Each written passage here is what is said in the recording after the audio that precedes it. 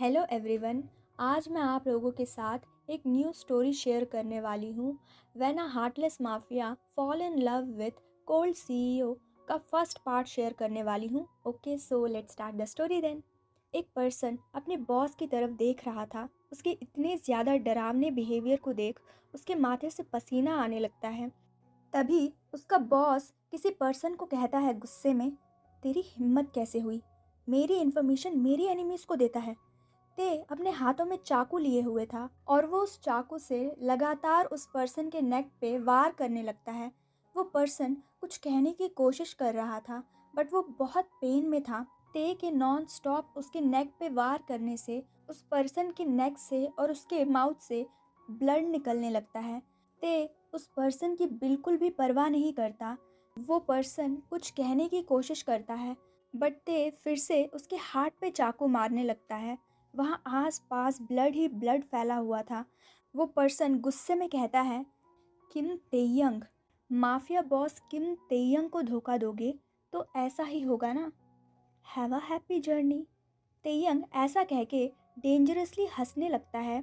वो last time उस person के हार्ट पे नॉन स्टॉप चाकू से मारता है बट उसे पता नहीं था कि सामने वाला पर्सन ऑलरेडी मर चुका है। ते उस डरे हुए बॉडीगार्ड की तरफ देख गुस्से में कहता है, मैं तुम सबको भी शूट कर दूं, उससे पहले इस शिट को यहाँ से लेके जाओ। तेयंग अपने बेसमेंट से अपने रूम में आ जाता है। वो फ्रेश होने के लिए बाथरूम की तरफ चला जाता है। वो जैसे ही शावर कंप्लीट कर लेता है वो अपने वेस्ट पे टॉवल लपेट कर बाहर आ जाता है। ते के बालों से पानी गिर रहा था। उसके बालों का पानी उसके फेस से लेकर उसके चेस्ट तक आता है और वहाँ से होते हुए उसके एब्डोमेन तक जा रहा था। वो अपने वार्डरोब के पास जाकर उसमें से बॉक्सर और अपना सूट निकालता है। वो अपना सूट पहन के नीचे लिविंग रूम में आ जाता है। सारी मेट्स अपनी हंग्री आइज से ते की तरफ देख रही थी क्योंकि ते किसी प्रिंस चार्मिंग से कम नहीं लग रहा था। वहाँ पे काम करने वाली हर एक मेट का सपना था कि ते को एटलीस्ट एक बार अपना बना ले। बट उन्हें ये भी पता था कि ते एक माफिया है और उसके साथ ये सब करना उन्हीं के लिए भारी पड़ेगा। उनकी जान भी जा सकती है। ते चलते हुए सीढ़ियों से नीचे आ जाता है और डाइनिंग टेबल पर ब्रेकफास्ट करने के लिए बैठ जाता है। मेड उसे डरते हुए सर्व कर रही थी। ते अपना ब्रेकफास्ट कंप्लीट कर वहाँ से अपना कोल्ड फेस लिए हुए चला जाता है। मेड वन ते को जाते हुए देख कहती है, कितना हैंडसम है। दूसरी मेड कहती है, हाँ हैंडसम तो है, चलो काम करने चलते हैं, नहीं तो हमें हमारी सैलरी नहीं मिलेगी। मेड वन दूसरी मेड की बातों को बिना सुने ही कहती है, एक दिन के लिए भी क्या वो मेरा नहीं हो सकता। दूसरी मेड गुस्से में कहती है, सोचना भी मत, नहीं तो अगला दिन देखने के लायक नहीं बचोगी। पिछले 10 सालों से यहाँ पे काम कर रही हूँ और मुझे पता है सर कैसे हैं। तुम 1 मंथ की आई हुई इतने सपने सजा रही हो, ज़्यादा सपने मत सजाओ, नहीं तो उनके टूटने में ज़्यादा वक्त नहीं लगेगा। तुम्हारे सपने तो टूटेंगे ही, बट तुम्हारे साथ जो होगा और तुम्हारी फैमिली के साथ जो होगा उसके बाद मुझे मत बोलना, पहले ही वार्न कर रही हूँ। मेड वन कहती है, तुम ऐसे क्यों बोल रही हो।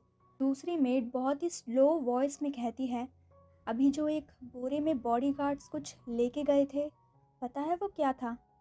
मेड वन कहती है, कुछ खाने का सामान होगा। दूसरी मेड कहती है, वो लाश थी। मेड वन जैसे ही लाश का नाम सुनती है वो डर जाती है और कहती है, क्या लाश।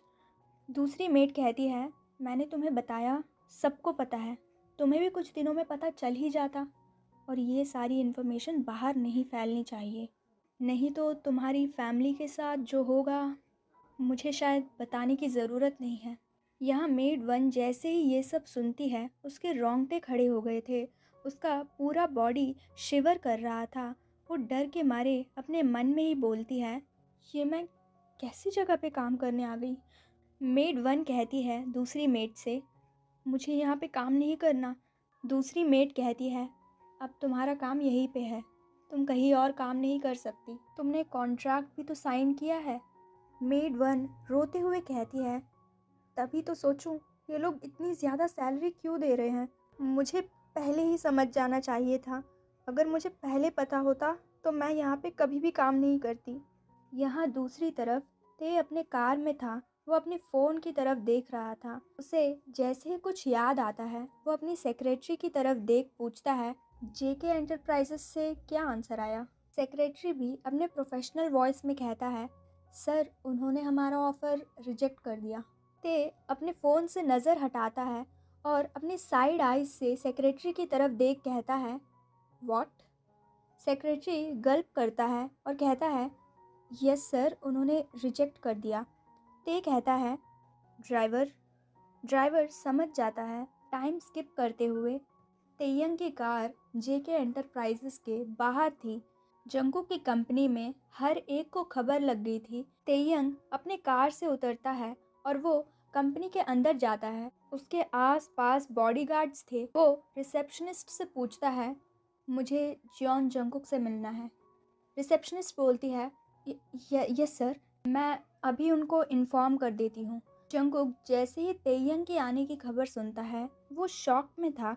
जंगकुक रिसेप्शनिस्ट से उन्हें अंदर भेजने के लिए कहता है। जंगकुक की सेक्रेटरी कहती है जंगकुक से, सर मिस्टर किम बाहर खड़े हैं। जंगकुक सेक्रेटरी से कहता है, अंदर भेजो। कुछ ही सेकंड्स के बाद ते जंगकुक के कैबिन में एंटर करता है। तेयंग का होल ऑरा बहुत ज़्यादा डेंजरस था। वो अपने पॉकेट्स में दोनों हैंड्स को रखे हुए था। वो सीधे आके जंगकुक के सामने बैठ जाता है। जंगकुक बहुत ही ज़्यादा कोल्डली और कॉन्फिडेंटली ते की तरफ देख रहा था, बट तेयंग जंगकुक की तरफ ज़्यादा ध्यान नहीं देता और उसने जंगकुक को अच्छी तरीके से देखा भी नहीं था। जंगकुक काफ़ी ज़्यादा प्रोफेशनली कहता है, हेलो मिस्टर किम, आपको देख के अच्छा लगा। आप कॉफ़ी लेंगे या टी? तेयंग अपनी तीखी आवाज़ में कहता है, आपका हेलो मुझे और भी अच्छा लगता मिस्टर जॉन, अगर आपने ऑफ़र रिजेक्ट नहीं किया होता। जंगकुक टॉन्ट मारते हुए कहता है, मैं मर्डरर्स के साथ पार्टनरशिप और डील्स नहीं करता मिस्टर किम। यंग जंगकुक की बातों को सुनकर गुस्से में अपना हाथ मुट्ठी में बदल लेता है। वो जंगकुक की तरफ देखता है। उसकी नज़र जैसे ही जंगकुक पर पड़ती है, उसका सारा गुस्सा दूर हो जाता है। वो जंगकुक की तरफ देखता ही रह जाता है। वो उसकी ब्यूटी में खो रहा था, बट वो जैसे ही रियलाइज़ करता है कि वो जंगकुक की तरफ कैसे देख रहा है, वो अपने आप को फिर से प्रोफेशनल बनाकर जंगकुक से सरकास्टिकली कहता है, मिस्टर जॉन, आप बिज़नेस में ये सारी चीज़ें क्यों लेके आ रहे हैं? थोड़ा लॉजिकल होके सोचिए। ये हमारे लिए बहुत फ़ायदे की डील है। ते जंगकुक की तरफ डीपली देख अपने मन में कहता है, शायद मेरे लिए भी। जंगकुक तेयंग को समझाते हुए कहता है, सॉरी मिस्टर किम, आपके ऐसे एक्टिविटीज़ से मेरी कंपनी की रेपुटेशन गिर सकती है और मैं किसी भी तरह का रिस्क नहीं लेना चाहता। और आपसे ज़्यादा इस बारे में कौन जान सकता है? आप तो खुद एक बिजनेसमैन हैं। जंगकुक अपनी बातों को समझाने की कोशिश कर रहा था, बट तेयंग जंगकुक के हर एक फीचर्स और उसके एक्सप्रेशंस को देख रहा था। तेयंग जंगकुक की ब्यूटी के नशे में खो रहा था। जंगकुक तेयंग की ऐसी हरकतों को देखकर थोड़ा अनकंफर्टेबल हो जाता है, बट वो जैसे ही तेयंग के नेक्स्ट वर्ड्स सुनता है, वो शॉक हो जाता है। तेयंग अपने चेयर से उठते हुए कहता है, ओके मिस्टर जॉन, आपकी मर्ज़ी। आपको अपनी कंपनी की फ़िक्र नहीं है शायद। आपको अपने बिजनेस पार्टनर से एक बार बात करनी चाहिए थी मेरे बारे में, उसके बाद आपको डिसीज़न लेना चाहिए था। वो जंगकुक की तरफ देख आगे कहता है, शायद हमारा ये मिलना लास्ट टाइम हो सकता है, या फिर नहीं। Why not have a hug? Jungkook के दिमाग में कुछ डाउट्स चल रहे थे। जंगकुक फेक स्माइल करके कहता है, of course, why not? Jungkook ने ऐसा कह तो दिया था, बट जंगकुक को ते की नज़र बिल्कुल भी अच्छी नहीं लग रही थी। ते और जंगकुक एक दूसरे को हग करते हैं, बट ते जंगकुक को थोड़ा टाइटली अपने पास खींच लेता है। जंगकुक ते के चेस्ट को अपने चेस्ट पर फील कर अजीब सा फील कर रहा था। जंगकुक अनकंफर्टेबल होते हुए कहता है, मिस्टर किम। वो ते को धक्का देने लगता है। ते हग ब्रेक करते समय अपने और जंगकुक की चीक्स को लाइटली एक दूसरे से ब्रश करता है। वो भी ऐसे जैसे जंगकुक को समझ नहीं आ रहा था कि तेयंग ने ये सब इंटेंशनली किया या अनइंटेंशनली। जंगकुक अपने मन में कहता है, शायद गलती से हो गया होगा। वो दोनों एक दूसरे से हग ब्रेक करते हैं, बट तेयंग जंगकुक के साथ हग ब्रेक करते समय जंगकुक की तरफ अपनी लस्टी आइज से देखता है। जंगकुक ऑकवर्डली पीछे हो जाता है और वो खांसने लगता है। तभी ते बहुत ही ज़्यादा स्ट्रेट फॉरवर्डली जंगकुक से पूछता है, मिस्टर जॉन, क्या मुझे आपका नंबर मिलेगा? जंगकुक कोल्ड वॉइस में कहता है, I am sorry mister Kim, but मैं पर्सनल नंबर किसी को नहीं देता। अगर आपको मुझसे कोई काम है तो कंपनी के नंबर पे कॉल कर लीजिए। ते को जंगकुक के बार बार रिजेक्शन से बहुत ज़्यादा गुस्सा आ रहा था। वो जंगकुक से कहता है, ओह, इट्स ओके मिस्टर जॉन, अभी मुझे जाना चाहिए। जंगकुक अपने कोल्ड वॉइस में कहता है, ओके मिस्टर किम, मेरी सेक्रेटरी आपको बाहर तक छोड़ने जाएगी। ते अपने पैंट के पॉकेट में अपने हैंड्स रख वहाँ से अपने कोल्ड फेस लेते हुए चला जाता है। कुछ देर बाद जंगकुक की सेक्रेटरी उसके कैबिन में आती है और जंगकुक से कहती है, सर, मिस्टर किम इतनी आसानी से कैसे मान गए? बट जंगकुक ये सब सुनकर भी अपना फेस कोल्ड रखता है। सेक्रेटरी फिर से कहती है, सर, आपको नहीं पता है शायद, मिस्टर किम ने कितने बिजनेसमैन्स के ऑफ़र रिजेक्ट करने पर उन्हें गायब तक कर दिया था और आज तक उनका कोई अता पता नहीं है।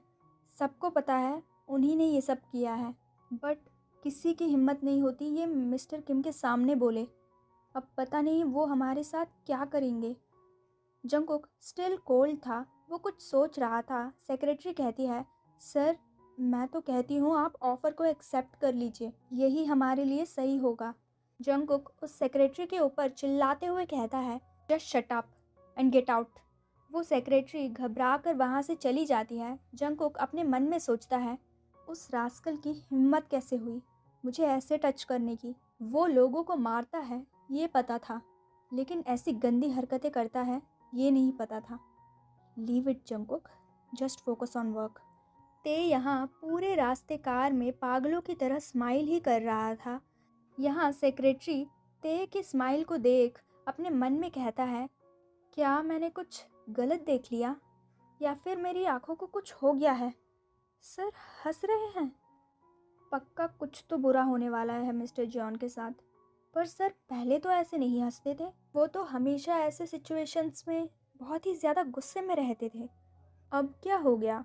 टाइम स्किप, किम कंपनी में ते अपने कैबिन में वर्क कर रहा था। तभी उसका सेक्रेटरी कहता है, सर, आपको बिल्कुल भी गुस्सा नहीं आ रहा मिस्टर जॉन पर? ते सेक्रेटरी की तरफ देख कहता है, गुस्सा किस लिए? सेक्रेटरी कहता है, उन्होंने आपका पार्टनरशिप का ऑफ़र रिजेक्ट कर दिया और आप यहाँ ऐसे हैं जैसे कुछ हुआ ही नहीं। ते कहता है, बिकॉज़ अब मुझे वो शॉर्ट टर्म की पार्टनरशिप नहीं चाहिए, मुझे अब लॉन्ग टर्म की पार्टनरशिप चाहिए, लाइफ टाइम की पार्टनरशिप, टिल डेथ पार्टनरशिप चाहिए। सेक्रेटरी कंफ्यूज था, वो कुछ पूछने वाला था, बट वो नेक्स्ट सेकेंड ते के वॉइस को सुनकर डर जाता है। ते कोल्ड वॉइस में कहता है, अकाउंट्स किसने बनाए हैं? सेक्रेटरी कहता है, वो मिस लूना सर। ते अपनी कोल्ड वॉइस में कहता है, उसे बुलाओ। कुछ देर बाद लूना ते के कैबिन में थी। ते उसकी तरफ देख गुस्से में कहता है, मिस लूना, आपने ये अकाउंट्स कैसे बनाए हैं? प्रॉफिट एंड लॉस तक अच्छे से नहीं बनाया आपने। लूना क्यूट बनने की कोशिश कर कहती है, I am sorry sir. Actually Luna ने जानबूझकर अकाउंट्स गलत बनाए थे ताकि वो ते से एक बार मिल सके। उसने ते को जब से देखा है वो उसे बहुत ज़्यादा पसंद करती है। ते ज़्यादा लोगों से मिलना पसंद नहीं करता था, इसीलिए उसे ये सब करना पड़ा। ते गुस्से में उसकी तरफ देख कहता है, यू डम गर्ल, तुम्हारे एक सॉरी बोलने से सब कुछ ठीक हो जाएगा क्या? लूना सिरक्टिवली कहती है, डोंट वरी सर, मैं ये अकाउंट्स ठीक कर दूंगी और आप चाहो तो मैं आपकी भी हेल्प कर सकती हूँ सर। ते को उस गर्ल की बातें बिल्कुल भी अच्छी नहीं लग रही थी। तभी ते अपने शोल्डर्स पर कुछ फील करता है।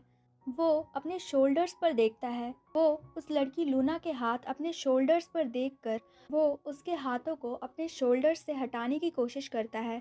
बट दूसरे ही पल वो लड़की लूना अपने हाथ सीधे तेयंग के छाती पर लेके जा रही थी। यहाँ उस गर्ल के टच को फील कर तेयंग काफ़ी ज़्यादा घिन सा फील कर रहा था। वो हार्शली उसके हाथ अपने छाती पर से हटा देता है।